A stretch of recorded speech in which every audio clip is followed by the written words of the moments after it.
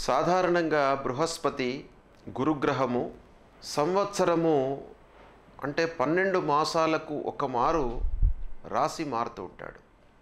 సహజంగా ఒక సంవత్సరంలో 2 రాశులలోకి సంచరించడం అనేది సర్వసాధారణంగా జరుగుతున్నటువంటి విషయం. అంటే కొన్ని రోజుల మట్టుకు ఒక రాశిలో ఉంటూ మిగతా రోజులు ఇంకో రాశిలో సంచారం అనేటువంటిది ప్రతి సంవత్సరం కూడాను జరుగుతూ ఉంటుంది. అయితే ఈ సంవత్సరము విశ్వావసు నామ సంవత్సరంలో ప్రత్యేకత ఉంది. ఏంటంటే ఈ సంవత్సరంలో గురుగ్రహము 3 రాశులలో సంచరిస్తున్నాడు. ఇది రాశిత్రయ సంచారం అంటారు. అంటే కొంత భాగం 14 మే వరకు వృషభ రాశిలో సంచరించాడు. 14 మే నుండి 18 అక్టోబర్ వరకు మిథున రాశిలో సంచరిస్తున్నాడు. 18 అక్టోబర్ నుండి మళ్ళీ 5 డిసెంబర్ వరకు కర్కాటక రాశిలో సంచరిస్తున్నాడు. తదనంతరం వక్రగతిని పొంది మళ్ళీ మిథున రాశిలోకి వస్తున్నాడు. మళ్ళీ తదనంతరం రుజుమార్గంలోకి వచ్చి మళ్ళీ పయనిస్తున్నాడు. అంటే ఓవరాల్గా మనం చూసినట్టయితే విశ్వావసు నామ సంవత్సరంలో 3 రాశులలో వృషభ రాశి, మిథున రాశి, కర్కాటక రాశి ఈ 3 రాశులలో సంచారం అనేటువంటిది జరుగుతుంది. ఈ రాశిత్రయ సంచారము గోచార రీత్యా అంటే ఓవరాల్గా మనం ప్రపంచవ్యాప్తంగా ఈ 3 రాశులలో సంచరించడం అనేటువంటిది అనర్థకమే. అంటే అనూహ్యమైనటువంటి పరిణామాలు ప్రపంచవ్యాప్తంగా సంభవించే అవకాశాలు చాలా ఉంటాయి. 100కి 100% ఉంటాయి. కనుక ఈ సంవత్సరంలో ఈ రాశిత్రయ సంచారం మూలకంగా 3 రాశులలో సంచరించడం మూలకంగా దేశవ్యాప్తంగా, రాష్ట్రవ్యాప్తంగా, ప్రపంచవ్యాప్తంగా యుద్ధాలు జరగడము, అనర్థాలు జరగడము, రాజకీయంగా ఇబ్బందులను ఎదుర్కోవడము, ఆర్థిక పరిస్థితులు, దేశంలో ఊహించినటువంటి సంఘటనలు, తుఫానులు, వర్షాలు ఇలాంటివి ఎన్నెన్నో అనర్థాలు జరిగే అవకాశాలు చాలా ఉంటాయి అనేటువంటిది మనకు శాస్త్రం చెప్తుంది. అది మనం ప్రత్యక్షంగా ఈ సంవత్సరం కూడాను చూస్తూనే ఉన్నాం. ప్రపంచవ్యాప్తంగా ఎన్నో దేశాల మధ్యన యుద్ధాలు కొనసాగుతూనే ఉన్నాయి.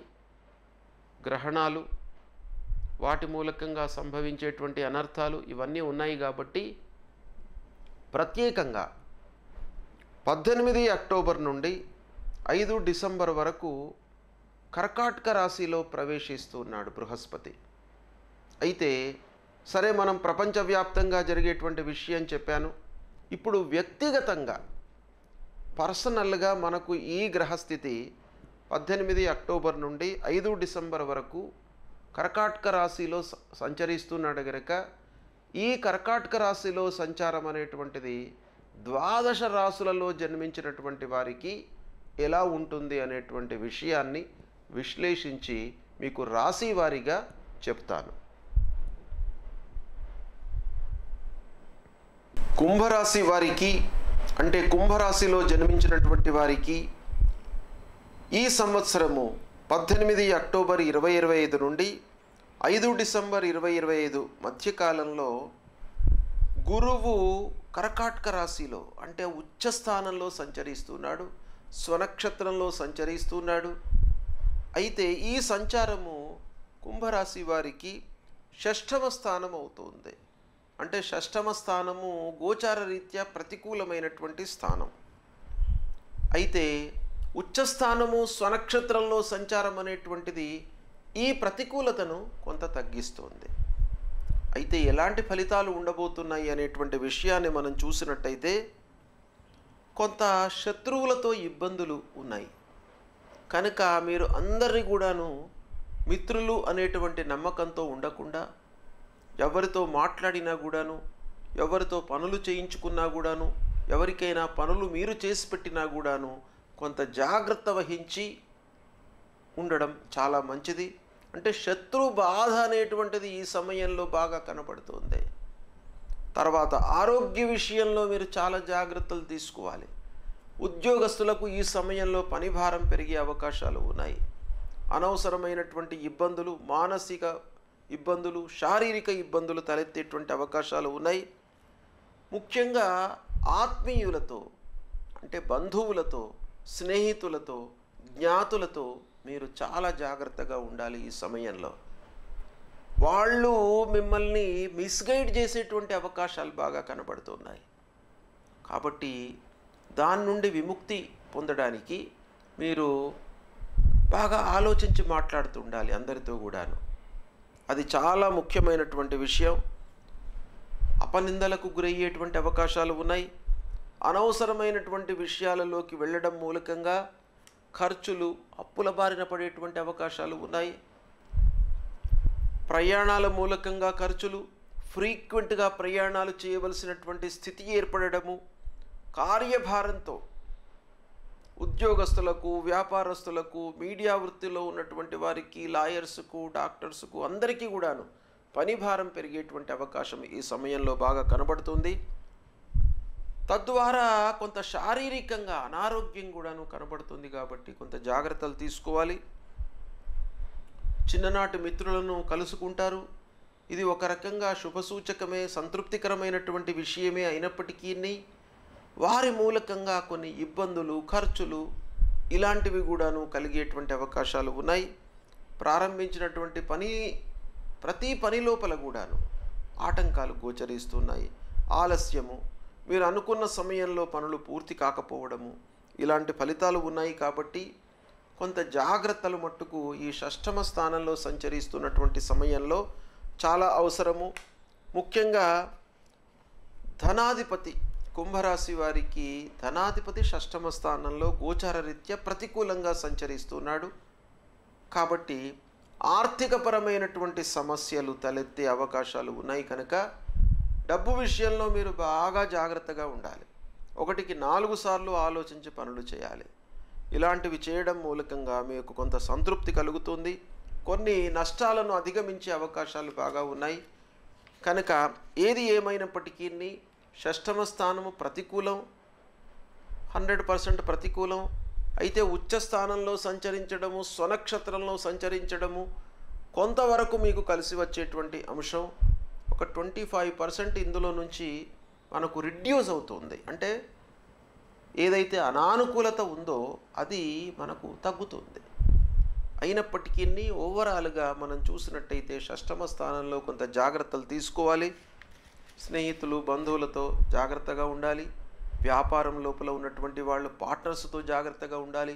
పెట్టుబడుల విషయంలో జాగ్రత్తగా ఉండాలి. ఇలాంటివి ఆలోచించి మీరు నిర్ణయాలు తీసుకున్నట్టయితే అనర్థాలను అధిగమించే అవకాశాలు బాగా ఉన్నాయి. గురుగ్రహము 18 అక్టోబర్ నుండి 5 డిసెంబర్ 2025 మధ్యకాలంలో కర్కాటక రాశిలో సంచరిస్తున్నాడు. అయితే మన రాశి ప్రకారంగా, మనము పుట్టినటువంటి రాశి ప్రకారంగా 1, 3, 4, 6, 8, 10, 12 స్థానాలలో సంచరిస్తున్నట్టయితే ప్రతికూలమైనటువంటి ఫలితాలు ఇస్తాడు. 2, 5, 7, 9, 11 స్థానాలలో సంచరిస్తున్నప్పుడు అనుకూలమైనటువంటి ఫలితాలను ఇస్తుంటాడు. కనుక ప్రతికూలమైనటువంటి సంచారం మూలకంగా కలిగేటువంటి ఫలితాల నుండి విముక్తులము కావడానికై భగవంతుడి యొక్క అనుగ్రహము, పెద్దల యొక్క ఆశీర్వచనాలు, మనము భక్తి నిబద్ధతతో పనులు చేయడము ఇవి చాలా అవసరము.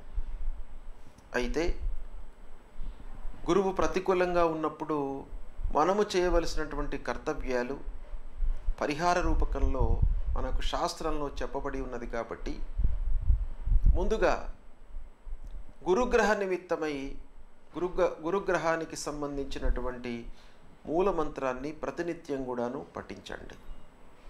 అది దేవానాంచ ఋషీణాంచ గురుంకాంచన సన్నిభం వందనీయం త్రిలోకానాం తం నమామి బృహస్పతిం అనేటువంటి మూలమంత్రాన్ని ప్రతినిత్యం కూడాను చదువుకోండి. అంతేకాకుండా గురువులను సందర్శించండి.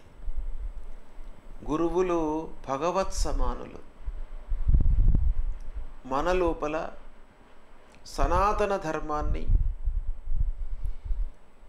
భక్తితో నిలపడానికై వాళ్ళు అవతార పురుషులుగా మన శాస్త్రాలు చెబుతున్నాయి. కాబట్టి సద్గురువులను సందర్శించుకోండి. సద్గురువుల యొక్క అనుగ్రహము, ఆశీర్వచనము, మంగళాశాసనం మూలకంగా మీకు ఆ గురు భగవానుడి యొక్క ప్రతికూల ఫలితాలు నిర్వీర్యమై సత్ఫలితాలు కలుగుతాయి. అంతేకాకుండా ప్రథమ గురువులు తల్లిదండ్రులను పూజించండి. తల్లిదండ్రులకు సపర్యలు చేయండి. నిత్యము కూడాను వాళ్లకు కావలసినటువంటి ఉపాయాలను, వాళ్లకు కావలసినటువంటి పనులను చేసి పెట్టండి.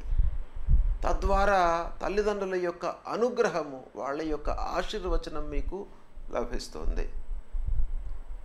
తల్లిదండ్రులను సేవించడము, సద్గురువులను సందర్శించడము, క్షేత్రాలను సందర్శించడము, స్వయంభూగా వెలిసినటువంటి ఆ భగవంతుణ్ణి సందర్శించడము, తీర్థయాత్రలు చేయడము, వీటి మూలకంగా మీకు ఆ గురు భగవానుడి యొక్క అనుగ్రహము లభిస్తుంది.